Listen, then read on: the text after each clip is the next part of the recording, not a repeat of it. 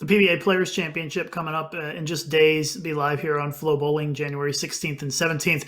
You are in the West region. Of course, everybody's split into regions across the country.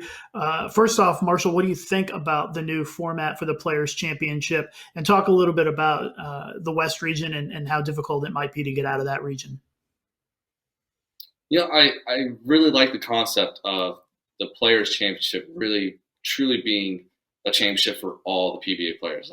I kind of listened a little bit to what Tom Clark was saying about it and giving the tournament its own identity.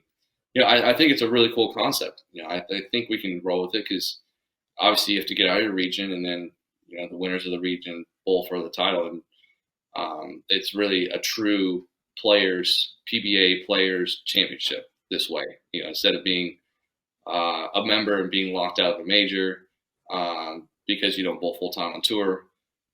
This is an opportunity to kind of get your status and get into those events. And like I said, I think it's a pretty neat concept.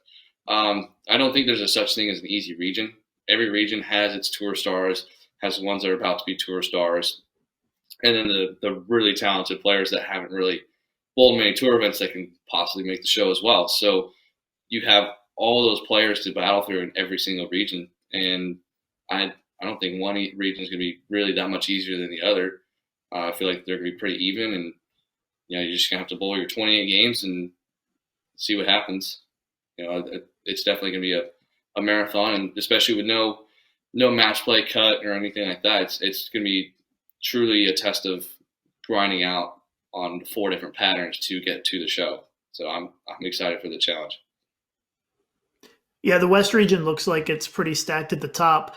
Who are some of the guys in your region that you think are going to be some of the contenders besides yourself?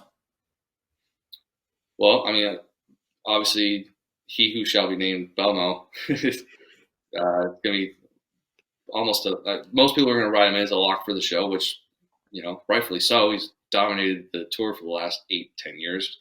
We have Simonson and Darren Tang and Rhino and I'm kind of drawing a blank, but I know there's a lot of Buttriff? really players. Buttriff, yes. I don't know how I could forget about him. He runs me over every time I bowl out here.